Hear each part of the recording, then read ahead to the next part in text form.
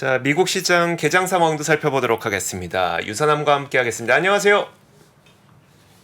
아, 자, 오늘은 우리가 가장 주의해야 될 게 FOMC 의사록이겠죠? 또 어떤 게 있을까요?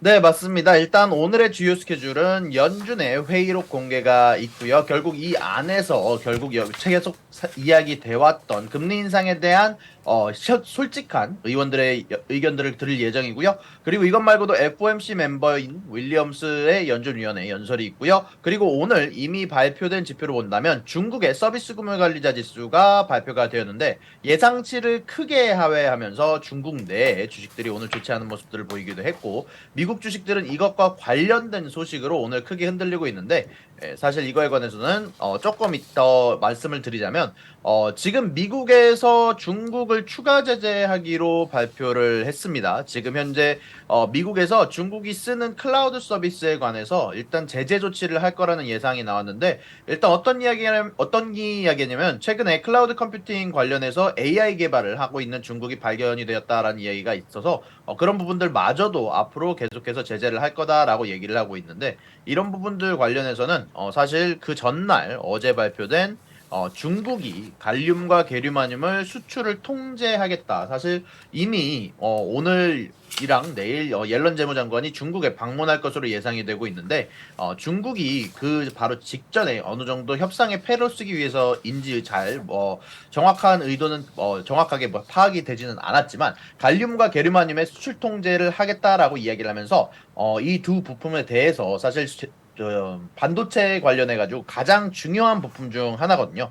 이런 부품들이 지금 당장 고성능 반도체에서 쉽게 대체될 수 없는 제품인데 중국이 사실상 80%와 90%의 생산을 담당하면서 이 두 부품에 대해서 당장 지금 미국과 여러 유럽 국가들이 진행하는 지금 중국에 관한 제재에 관해서 반도체 제재에 관해서 여러모로 지금 힘을 쓰고 있는 모습들이 나오고 있습니다. 네, 알겠습니다. 그러니까 제니 옐런 재무장관 방문을 하기 이전에 막 계속 협상 카드 어떻게든 만들려고 미국에서는 야, 너희 이 중국에 있는 기업들 뭐 마이크로소프트 애저도 사용하지 마. 그리고 또 아마존 그 AWS도 사용하지 마. 막 이렇게 계속 그 하고 있는 거고 또 중국 입장에서는 야, 그럼 우리도 물론 순서는 앞뒤가 다릅니다만 어쨌든 중국에서도 야, 반도체 소재에서 갈륨하고 게르마늄이 엄청 중요한데 우리 이거 안 줄 거야 막 이렇게 얘기를 하고 있고 그래서 어쨌든 이제 그 갈륨 게르마늄의 경우에는 8월 1일부터 수출 통제에 들어간다고 시한을 잡아놓은 걸 보니까 일단 협상 카드로 쓰겠다는 그런 의도가 좀 다분해 보이기도 합니다. 자, 이렇게 미중 갈등과 관련된 이야기를 좀 해봤고요. 근데 그리고 사우디가 그 러시아와 추가적으로 감산을 계속 이어가겠다고 했었는데 그 이에 뒤에 업데이트된 내용이 좀 있나 봐요. 네, 사실 사우디의 에너지 장관이 나와서 우리가 지금 현재 감산을 유지하는 것은 러시아와 좋은 관계를 유지하기 위함이다라고 최근에 나와서 연설을 하면서 앞으로도 러시아가 만약에 힘들어한다면 사우디가 추가적으로 감산할 수 있다라는 부분들을 시사를 했고요. 지금 당장 월요일 날 발표된 감산 발표 이후에는 지금 유가가 계속해서 상승하고 있는 것으로 보입니다. 일단 기본적으로 러시아가 추가적인 감산을 하기로 발표를 했고 사우디 같은 경우는 감산을 유지하기로 발표를 했는데요. 아무래도 오펙 내의 이야기가 계속해서 단단해지고 있는 모습들이 나오는 것은 인플레이션에 관련해서 좋지 않은 모습이 나올 것으로 예상이 되고 있습니다. 알겠습니다. 근데 지금 유가가 많이 오르고 있진 않죠. 유가가 계속 꾸준히 오르고 있다라는 게 맞는 것 같습니다. 알겠습니다. 자, 그리고 다음 뉴스 한번 살펴보면 사실 미국에서는 이 뉴스를 굉장히 집중적으로 조명을 하고 있는 것 같고요. 사실 이게 만약에 좀 커지게 된다면 모르겠어요. 다른 국가에도 분명 영향은 좀 있을 것 같거든요. UPS 물류업체죠. 대표적인 물류업체 UPS가 좀 파업에 들어갈 가능성이 있다고요?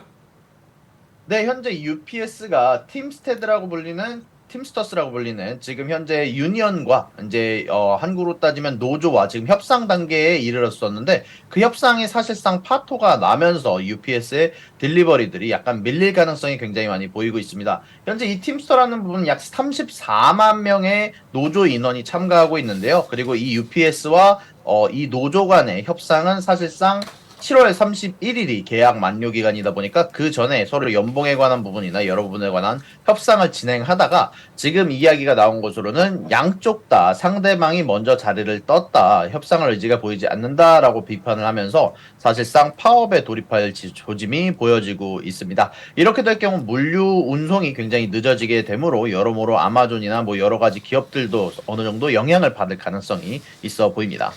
알겠습니다. 그러니까 이제 UPS의 파업 만약에 정말 뭐 협상이 결렬돼서 파업이 일어나게 된다면 그 일시는 우리가 8월 1일로 보면 되겠네요. 네, 맞습니다. 8월 1일부터 파업에 들어가면서 실질적인 계약 종료 날짜다 보니까 그 이후로는 파업에 들어가게 되면서 아마 UPS 쪽에서는 바로바로 이 34만 명을 대체할 수 있는 일자리를 구할 수 있는 게 아니기 때문에 아무래도 장기화되지 않기를 바라면서 전체적으로 물류 운송이 정상화돼야지 인플레이션도 정상화될 수 있다 보니까 이런 부분들이 아마 모든 주식들에게 크게 영향을 줄 수 있을 것으로 보입니다. 알겠습니다. 사실 이게 제가 이 뉴스 관련된 거 좀 검색하다 보니까 또 찾아냈던 게 뭐였었냐면 UPS 물류를 사용하는 이제 온라인 커머스 개인 사업자분들 있잖아요. 이런 분들도 지금 미리미리 좀 준비하라는 이야기들을 좀 현지에서는 하고 있는 것 같더라고요. 왜냐하면 만약에 당장 8월 1일부터 파업이 정말 진행된다면 우리가 물건 팔아서 고객한테 이제 전해줘야 되는데 그게 차질이 있을 수 있다 보니까 만약에 지금 필요한 거 있으면 좀 미리 주문해놓고 어떻게 뭐 다른 물류 방법 찾아보고 이런 것들을 하라고 이 온라인 커머스에 계시는 분들은 지금 미리 좀 준비를 하고 있는 것 같더라고요.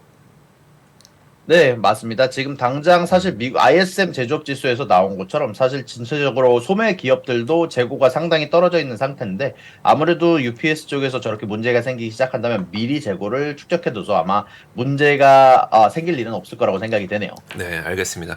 사실 이 내용은 UPS의 주가의 문제라기보다는 사실 이제 물류에 관련된 문제이기 때문에 UPS 파업 이 진행 상황은 저희도 좀 꼼꼼하게 살펴봐야 될 것 같습니다. 앞으로도 계속 업데이트를 좀 해드리도록 하겠고요.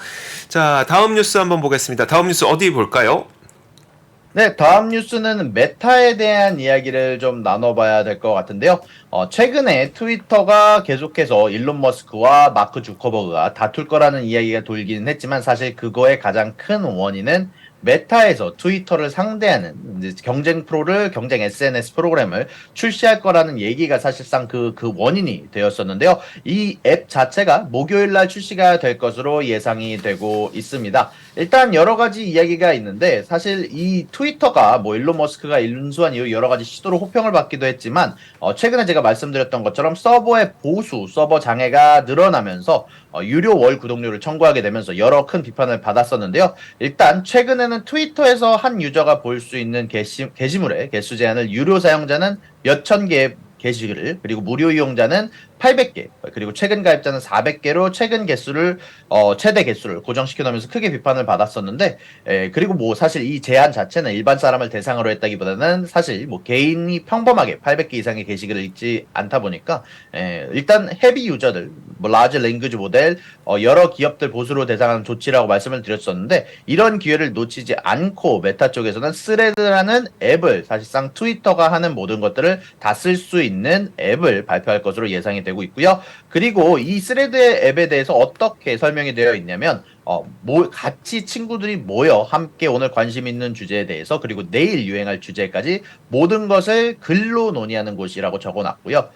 요거에 관해서 조금 제가 좀 더 조사를 해봤는데 메타가 원래 여태까지 경쟁사로부터 아이디어를 차용한 역사를 굉장히 많았는데요. 항상 성공하지는 않았지만 성공할 경우 빠르게 시장을 먹어치웠었다 보니까 아무래도 트위터 입장에서는 골치가 많이 아플 것 같습니다. 뭐 예를 들어서 인스타 스토리 같은 경우는 스냅챗에서 갖고 와서 크게 훨씬 더 사용자가 많아지게 되었고요. 틱톡 같은 경우는 인스타 릴스 그리고 인스타는 사실상 인수로 이렇게 경쟁사의 아이디어를 아주 성공적으로 정착한 사례들이 많다 보니까 그리고 이렇게 경쟁자보다 빠르게 마켓을 먹어칠 수 있었던 이유는 페이스북의 아이디로 인스타의 아이디로 스레드를 앞으로 쓸 수 있게 편하게 되어 있기 때문이라고 생각이 되고 있고 그리고 이미 AI의 학습을 통해서 이들이 무엇을 좋아하는지 쉽게 파악이 되어 있다 보니까 경쟁사보다 훨씬 더 여러 방향에서 커스터머들을 끌어들이는데 훨씬 더 특화되어 있다라고 볼 수 있을 것 같습니다. 알겠습니다. 진짜 트위터에서 스레드로 바뀔 것 같으세요? 어떠세요? 만약에 나오면? 일단은 전체적으로 최근에 나오고 있는 트위터에 대한 비판들이 실질적으로 서버 관리가 부실하다. 결국 인력들이 좀 해고가 되고 나서 이야기가 나오고 있는 부분들이 서버 관리가 제대로 되지 않고 있다. 그리고 여러 비판들이 나오고 있고 사실 이미 트위터의 대안들이 떠오르고 있는 부분들이 굉장히 많거든요. 이제 그런 부분들을 생각을 해봤을 때 많은 트위터에 존재하는 컨텐츠 크리에이터들이라고 하죠. 아마 컨텐츠 크리에이터들이 메타에 이미 어느 정도 이야기를 넣었다라고 얘기가 나오고 있다 보니까 실질적으로 트위터에 내에서도 크게 타격을 받을 것으로 예상이 되고 있고요. 그럼에도 불구하고 좀 하나를 지적을 하자면 사실 일론 머스크가 트위터를 인수한 이후 여러 비판을 받긴 했지만 제가 알기로는 트위터의 사용자가 늘어나고 있다라고 제가 알고 있기 때문에 아무래도 지금 당장 트위터 당체가 크게 타격을 입는다기보다는 앞으로 성장성에 조금 크게 문제가 되지 않을까. 사실 저 같은 경우도 이미 페이스북 아이디가 있고 아마 그걸로 쉽게 트위터를 이용할 수 있게 된다면 제 친구들과 조금 더 여러 가지 앱에 대해서 사용성이 늘어난 부분들 그리고 이미 AI가 학습한 저의 선호도 제가 싫어하는 것 이런 것들을 다 학습한 데이터가 이미 페이스북에 존재하기 때문에 아마 여러모로 스레드가 굉장히 좀 트위터 킬러가 될 거라는 이야기도 많이 나오고 있는 것 같아요. 알겠습니다. 진짜 어떻게 될지 뭐 지금 예상할 수는 없습니다만 정말 만약에 트위터를 직격탄으로 하는 스레드가 만약에 나오게 됐을 때 정말 페이스북 사용자, 인스타 사용자들이 트위터가 아닌 스레드를 또 이용할 수가 있기 때문에 한번 진짜 어떻게 될지는 지켜봐야겠습니다. 그 일론 머스크랑 주커버그의 현피는 지금 어떻게 되고 있어요? 지금은 일론 머스크가 여러모로 현재 훈련을 받고 있는 모습들이 관찰이 되고 있고 실질적으로 트위터를 올리면서 여러모로 훈련 관련한 영상들을 올려주고 있는데 아마 진짜로 진행이 되는 것 같다라는 이야기가 많이 나오고 있네요. 알겠습니다. 진짜 그렇게 훈련하는 거면 뭐 싸우려고 훈련하는 거겠죠? 어떻게 될지 참 재밌는 흥미로운 포인트이기도 합니다. 자, 다음으로 볼 거는 개별 기업들에 대한 뉴스 몇 가지 준비해 주셨네요. 네, 현재 개별 기업들에 대한 뉴스가 재미난 것들이 많이 나왔는데요. 일단 리비안 쪽이 사실 최근에 계속해서 리비안을 하향 평가하는 안 좋게 평가하는 데이비슨이라는 쪽이 결국 업그레이드를 해주면서 목표 주가를 11불에서 18불로 상향해주면서 투자 등급을 underperform에서 뉴트럴로 적격으로 상향시켜주면서 전체적으로 리비안의 주가가 크게 오르고 있는데요. 이 이유로는 사실 아마존이 리비안이 아마존이 유럽에 배송용 전기차를 공급하기로 이야기를 하게 나오고 있고요. 그리고 리비안이 2분기에 12,000대를 인도를 하면서 배달을 하면서 시장 예상치를 크게 상회해주면서 현재 리비안의 주가가 이제 크게 상승하고 있는 모습이 나오고 있고요. 그리고 이것과 관련해서 피스커 쪽에서도 재미난 이야기가 나오고 있는데 피스커가 새로운 자동차를 8월 달에 발표를 할 것이라고 이야기를 했는데 이 자동차의 주행 거리가 약 600마일까지, 한 번 충전은 600마일까지 될 것으로 예상이 되고 있고요.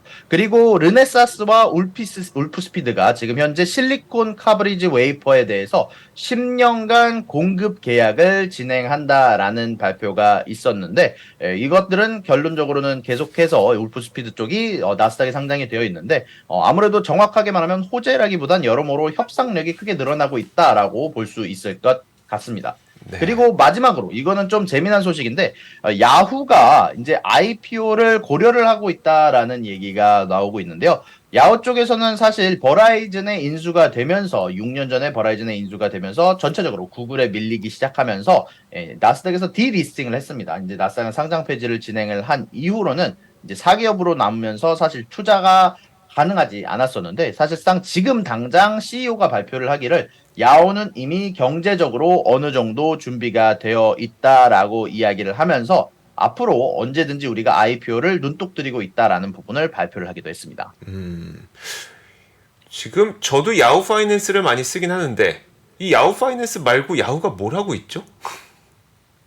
사실상 검색 엔진으로는 많이 밀린 상태고요. 다만 아까 말씀해 주신 것처럼 야후 같은 경우는 파이낸스 쪽에서 가장 많이 쓰이기도 하고 아무래도 메일을 쓰던 사람들이 야후 메일을 쓰던 사람들이 계속해서 이용하고 있는 정도로 보이고요. 그리고 야후 같은 경우는 야후 재팬이 굉장히 강세이기 때문에 아마 그런 딱 야후 파이낸스와 야후 재팬 딱 이 두 가지만 사실상 강세를 보이고 있고, 그럼에도 불구하고 많은 투자자들 같은 경우는 야후 파이낸스 위주로 데이터를 보는 경향이 많다라는 이야기가 있기 때문에 아마 그런 부분들을 강점으로 두고 IPO를 하려는 게 아닐까라고 생각이 되네요. 네, 알겠습니다. 사실 저도 야후 뭐 파이낸스는 쓰면서 이거 뉴스 참 좋다 생각하지만 이거 말고는 딱히 그렇다고 제가 뭐 야후 파이낸스에 돈 내는 것도 아니고요. 그래서 도대체 뭘로, 물론 광고는 받겠습니다만 뭘로 돈 버나 싶기도 하는데, 야후 파이낸스와 야후 재팬 일단 그거는 좀 잘 살고 있으니까, 뭐 그리고 본인들은 준비가 되어 있다고 하니까 한번 IPO 정말 하는지 지켜보도록 하겠습니다.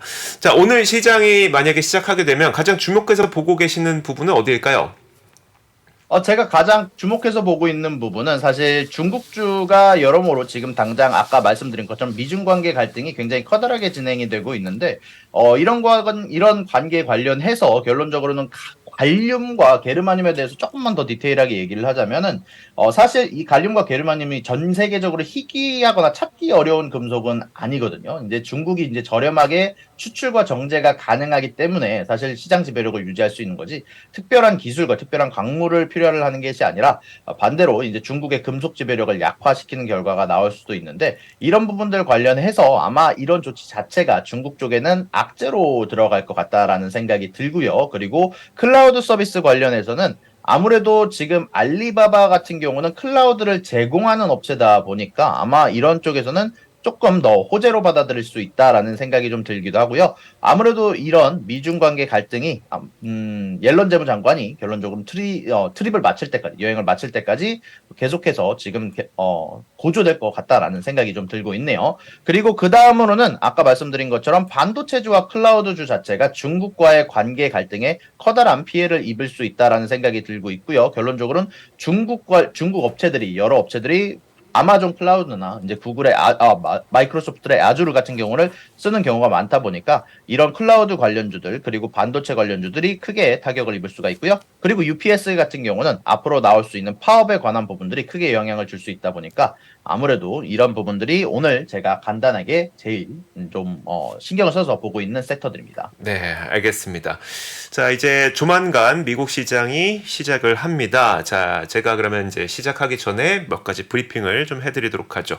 일단 미국 시장은요, 오늘 좀 하락한 채 출발할 가능성이 상당히 높습니다. 화면과 함께 보시죠. 제가 오늘 주목할 만한 뉴스들 몇 가지를 좀 꼽아놨는데, 앞서 말씀드렸던 것처럼 FOMC 의사록이 오늘 공개가 되잖아요. 우리 시간으로 새벽 3시에 공개가 됩니다. 화면 한번 열어주시면, 근데 아무래도 이번 의사록에서는 굉장히 매파적인 단어를 많이 보게 될 가능성이 높습니다. 그 이유는 뭐냐면 이미 파월 의장이 수차례 밝혔던 내용이 바로 이거예요. 거의 모든 연방공개시장위원회 위원들이 올해 말까지 기준금리를 추가로 인상하는 게 적절하다고 생각한다. 그리고 위원 대다수는 올해 2차례 더 인상해야 될 것으로 판단한다. 이런 내용들을 사실 뭐 상원에 나와서도 얘기를 했었고요. 뭐 여러 자료를 통해서 이 얘기를 했기 때문에 아마 이번에 확인하게 되는 의사록은 지난 6월에 있었던 회의 내용들, 어떤 위원이 무슨 말을 했는지 이런 것들을 자세하게 보는 거기 때문에 아마 다소 매파적으로 확인이 될 겁니다.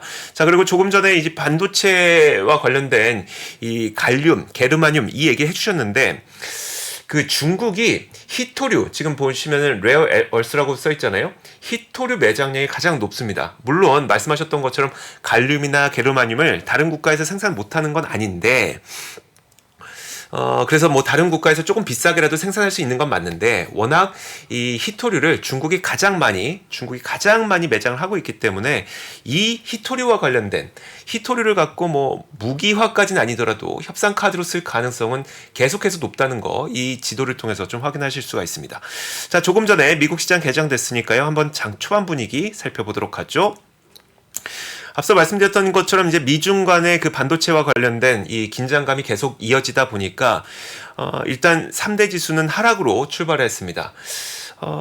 자, 나스닥 지수가 0.3% 하락했고요. 다우 지수가 0.5%, S&P 500 지수가 0.4% 하락했습니다. 그리고 이제 그러니까 중국의 서비스 산업이 둔화됐다는 점도 시장의 좀 분위기를 어둡게 만들고 있는 측면이 있으니까요. 이런 것들 때문에 아마 오늘은 전반적으로 장 초반 분위기는 다소 부정적일 가능성이 높습니다. 자, 전체적인 분위기 한번 살펴보도록 하죠. 자, 오늘 빅테크 기업들은 그래도 참 좋네요. 빅테크 기업들은 애플, 뭐 마이크로소프트, 뭐 약보합 정도니까 아마존, 메타, 구글 이런 기업들도 참 여러 가지 안 좋은 뉴스들이 있는 가운데서도 참 좋은 모습을 보이고 있습니다. 자, 그리고 몇 가지 종목들 한번 살펴보면 넷플릭스가 오늘도 1.7% 오르고 있고요. 반도체 관련주들은 미중 반도체 이런 긴장감이 있음에도 불구하고 AMD가 1.4% 오르고 있고요. 자, 이런 모습이 나타나고 있습니다. 몇 가지 종목별 움직임 살펴보도록 하죠. 자, 메타가 스레드를 이제 발표한다고 했잖아요. 메타가 오늘은 어떻게 움직일까요? 오늘도 상승합니다. 자, 여러분들 보시는 것처럼 메타가 최근에 되게 좋습니다. 오늘도 0.46% 오르고 있고요.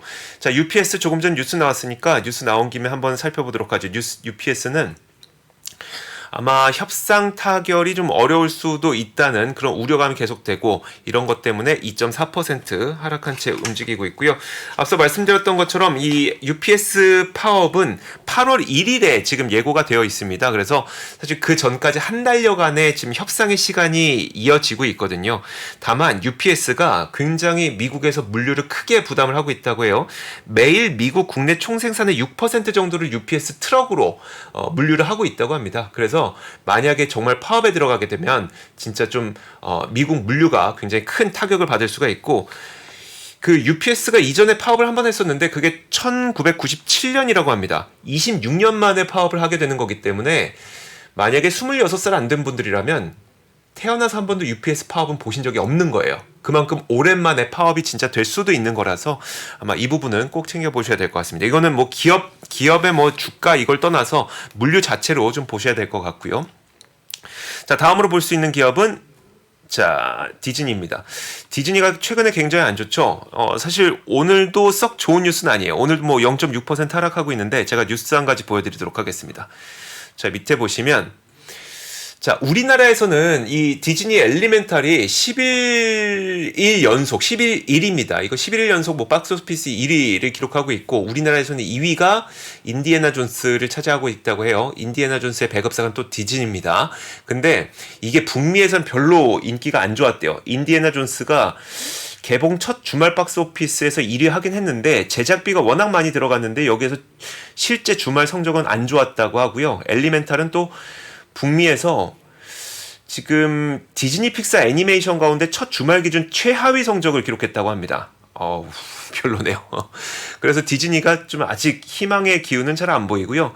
미션 임파서블이 이제 7월 10일에 미션 임파서블이 7월 10일에 북미에서 개봉하거든요. 이건 파라마운트가 배급사입니다. 파라마운트. 자, 파라마운트도 어쨌든 이 파라마운트 배급사인 미션 임파서블 얼마나 인기를 끌게 되는지 한번 살펴보시면 좋을 것 같고, 자, 리비안 한번 보도록 하죠. 리비안. 앞서 뉴스에서 우리가 봤던 것처럼 리비안이 유럽 아마존에 이 납품을 시작을 했습니다. 자, 그리고 인도를 이제 시작했고요. 앞으로 몇 주 안에 뭐 독일 뮌헨, 베를린, 뒤셀도르프 이런 도시에 300대 이상을 공급할 예정이라고 합니다. 자, 그러다 보니까 이 리비아는 주가의 움직임이 계속 좋은 모습을 나타내고 있고요. 자, 그리고 종목 한 가지만 더 보도록 하죠. 제가 얼마 전에도 한번 보여드리긴 했었는데 울프스피드라고 하는 기업이 전력 반도체 기업이라고 했어요. 그리고 전력 반도체는 전기차이건 아니면 뭐 ESS이건 이런 여러 군데, 그러니까 전기를 효율적으로 사용할 수 있어야 되는 곳에 꼭 들어간다고 말씀을 드렸었죠. 근데 이 울프스피드가 르네사스로부터 20억 달러를 받고 그리고 실리콘 카바이드 웨이퍼를 납품하기로 10년짜리 장기 계약을 맺은 겁니다. 이 소식이 좀 긍정적으로 작용하면서 울프스피드의 주가가 16% 정도 반등하고 있다는 것 확인하시면 좋을 것 같습니다. 자, 몇 가지 종목들 한번 살펴봤고요. 유선남님께서 좀 부족한 부분 채워주시죠. 말씀해주신 것처럼 오늘 잘 정리해주신 것 같고요. 오늘 전체적으로 주가들이 미중 관계 갈등에 의해서 여러모로 좀 흔들리는 모습들이 있는 가운데 안에 역시 계속해서 강세를 보여주는 기업들은 계속해서 올라가고 있는 모습들, 뭐 마소, 엔비디아, 구글, 메타는 잘 버텨주는 모습들이 나왔고요. 재미난 건 최근 들어서 안 좋은 모습들을 보여줬던 경기방어주나 아니면 헬스케어 쪽은 오늘 소폭 반등하는 모습들이 나와주고 있다는 부분이 조금 눈에 띄고 있는 것 같네요. 그리고 계속해서 나오고 있는 건축 관련한 좋은 데이터들 때문인지 홈디포나 로우스도 계속해서 나쁘지 않은 모습들을 보여주고 있는 것 같습니다. 네, 알겠습니다. 자, 이렇게 미국 시장 출발하기 전에 살펴봐야 될 주요 뉴스들 봤습니다. 자, 이렇게 유선남과 함께 했고요. 오늘도 도움 말씀 고맙습니다. 감사합니다. 자, 글로벌 라이브도 여기서 마치도록 하겠습니다. 아무래도 뭐 지금 지수 움직임 자체는 그렇게 크지 않거든요. 이 움직임은 아마 3시 의사록 발표 때까지는 계속 이어지지 않을까 싶습니다. 의사록 확인하시고 매파적 내용이 나올 거라는 것도 좀 염두하시면서 오늘 시장 대응하셨으면 좋겠습니다. 자, 그러면 글로벌 라이브도 여기서 마무리 짓도록 할게요. 저희는 내일 같은 시간에 찾아올 거고요. 여러분 좋은 밤 보내세요. 고맙습니다. 시간이 흘러도 변하지 않는 여러 가지 원칙과 사고 체계는 존재하거든요. 대가들의 사고 체계, 투자 기법이 아니라 생각의 방법, 그런 거를 분해를 해서 재구성을 해서 하나의 어떤 틀로 조합을 하는 과정이 필요한 것 같다. 라쿤 자산운용 홍진채 대표의 거인의 어깨에 19년간 초과 수익을 달성한 그가 어떻게 주식 대가들의 투자법을 활용했는지 이 책에서 최초로 공개합니다.